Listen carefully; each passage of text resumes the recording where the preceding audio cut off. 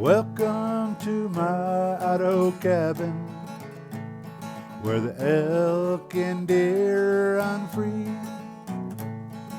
Welcome to my Idaho cabin.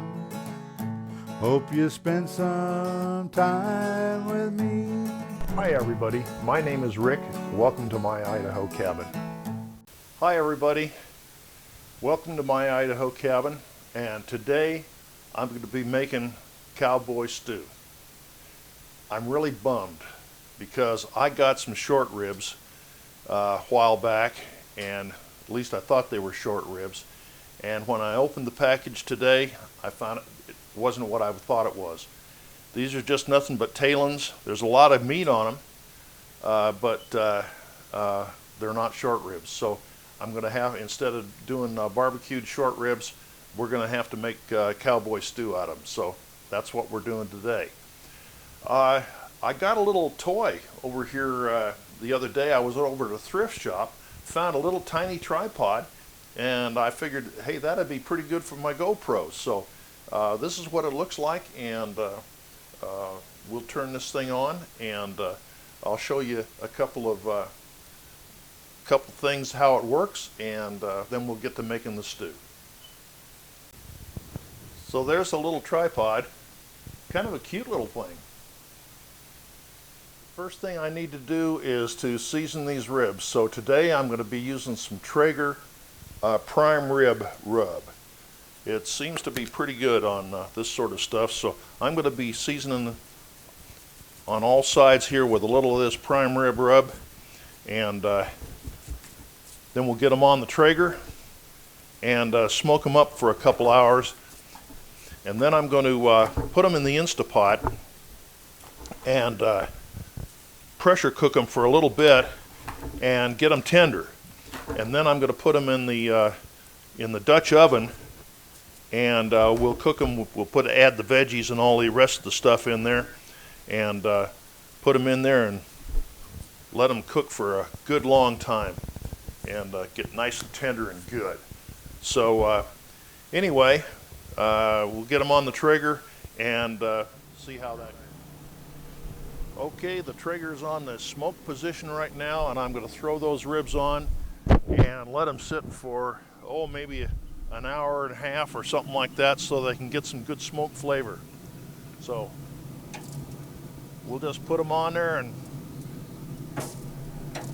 leave them fat side up, so all that good stuff will drip down and keep them basted.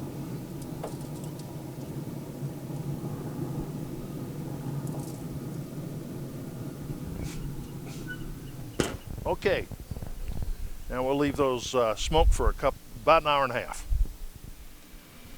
The ribs are all smoked now, so we'll take them off and get them inside and into the pressure cooker. I'm going to cut these ribs up just a little bit so that they'll fit in the Instapot. And the idea is I'm just going to cook them just a little bit, and I'm going to get the bones out of these ribs just a little bit, and so then when we cook the stew, we'll just have just the meat. Don't need the bones. So cut them up. We'll add a little beef broth in the bottom for some moisture, and then we'll let them cook up. Don't know how long, but long enough. Okay, I'll be back when that's all done. Okay, the ribs are out, so now I'm going to take the meat off the ribs, and we'll get them ready for the pot. Ooh, they're warm. Duh.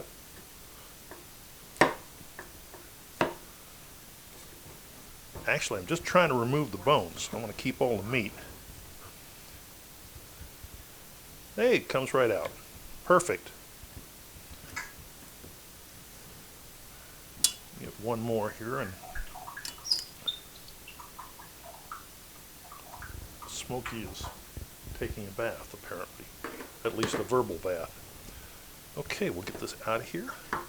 Oh good, the bones are just absolutely falling out of here, so that's just what I wanted to happen.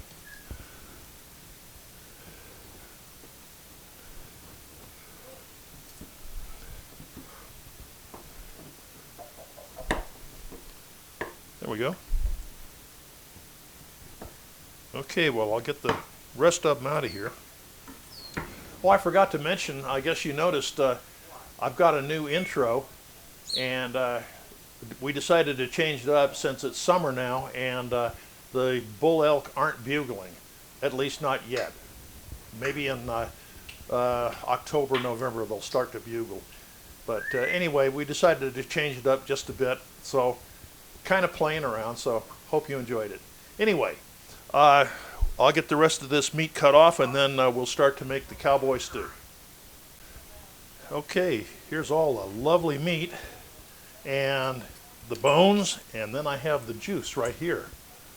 So we'll put all of this, get rid of the bones of course, and then the juice and the meat, I'm going to get rid of some of this, the bad parts of the meat here, this silver skin and stuff, but then we'll chop up the rest and put it into the cowboy stew. So I'll be back with you when we get this done. I just got the meat out of the refrigerator where I let it sit overnight so that I could remove the fat that congeals on the top. So I've done that for the most part. I see a few pieces in there, but that's okay. Now what's left is that beautiful gelatinous flavor that's just all over the meat. So that is going to go back into the pot today when we're cooking the dinner, and all that flavor is going to stay with the meat. So looking forward to having dinner tonight. Here's some of the veggies that are going to be going into the pot, and get them all cleaned up and chopped up and throw them in there, and then a little more beef broth, and we'll let it simmer all day so it'll be ready nice and tender, and everything will be all nicely cooked tonight for dinner. Well, I'm sure you didn't need to watch me cut up all the veggies and stuff like that, so I just threw them in this pot here, and we'll get them in the cast iron Dutch oven, and we'll get them on the fire ready to go. So I'm going to throw some beef broth in there and a couple of cans of Rotel and a few other things, and I'll put the recipe down below, so don't worry about it. What goes in there you'll find out just by reading. So anyway, I'll get the stuff in there and get her cooking. Well, I transferred the stew over to my big Dutch oven because it was just right at the top of the little one. Little one's a 12-inch, this is a 14. So a little more room, and better probably to get the flavors to marry just a little bit better. So anyway, there it is, ready to, it's starting to heat up now, and we're going to just let this thing simmer for a while. Well, dinner's getting close to being ready, so I decided to make some Mexican cornbread while for dinner. So we're going to do that. There we go.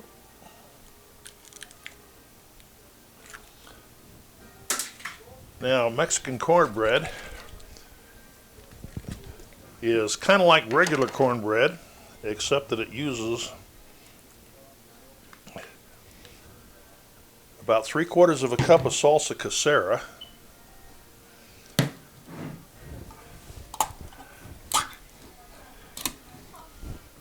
and 3/4 of a cup of cream style corn.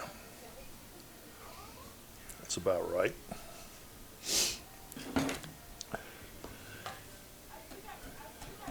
So we'll mix this up.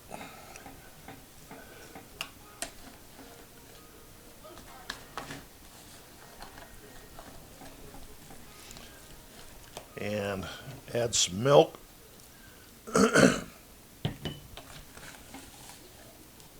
About 3/4 of a cup of milk. You kind of want to get it up for consistency.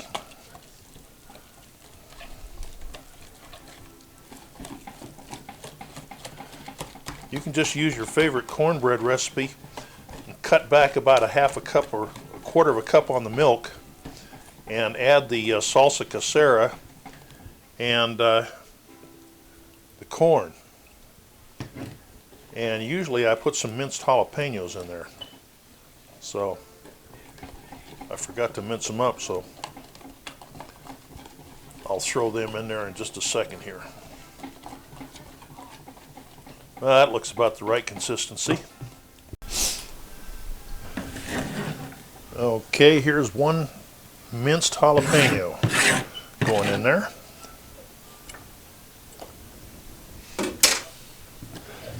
Get that mixed in.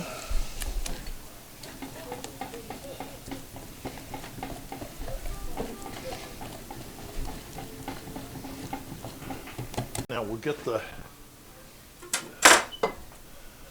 cast iron skillet that's preheating in here. I have some butter and oil in there. And now we'll pour this in.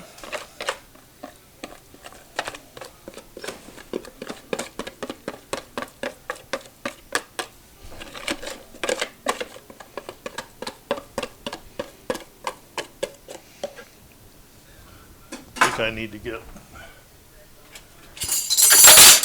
whoops, sorry about that, something a little better, a better scraper.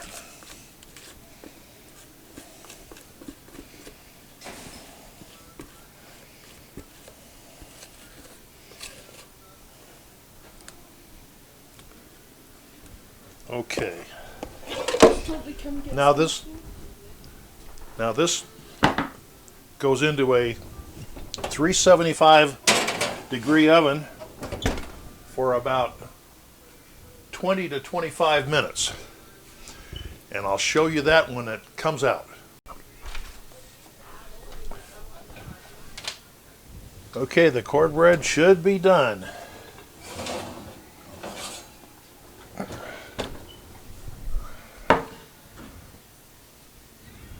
Now tell me what's wrong with that picture.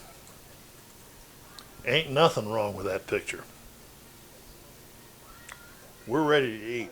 Okay, here's the motley crew going to dinner. So here's what it looks like. There's the stew and the Mexican cornbread. So time to eat, guys. Thanks again for joining me at my Idaho cabin. I'll tell you, I was a little underimpressed by those ribs, the short ribs, when I first got them. But boy, they sure had flavor. They weren't good for barbecuing normal short ribs. But I'll tell you, when I cut them off the ribs and got them into that stew, oh man, I hope to shout. This cabin just smelled fabulous, and there wasn't anything left. Everybody just went through that like a bulldozer through hot butter. And the cornbread too, that was really good. There was one small piece left for me for breakfast this morning. So really enjoyed that. Anyway, as I mentioned earlier, I made a new intro, and I'd appreciate any comments if you like that, or do you like the elk bugle, or any comments would be sincerely appreciated. And as usual, the recipe is down below, and I am also starting to get a store on some of the products that I use. They may not be on this video down below, but they will be in the future ones. And so if you like some of the products that I use, click on the link below. I'll get a small commission, and it won't cost you a dime more. So that's a win-win for everybody, because I've always had an idea that if you get the best, it's going to serve you the best. So that's why I use the All-American canner. That's why I use the ThermoPro instant read thermometers and that sort of stuff. So and I'm not trying to plug them or anything like that right now, but just to let you know, some of the spices that I use, I have tried a lot of things, and the ones that I use I really like. So anyway, enough of this yakking. I try to keep these things short and to the point so that you can enjoy them and you don't have to listen to me yakking all the time. Anyway, thanks again for watching, and this is Rick at My Idaho Cabin.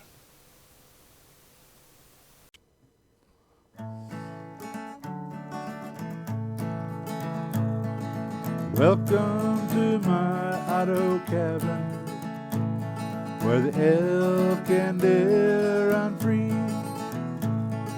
Welcome to my Idaho cabin. Thanks for spending time with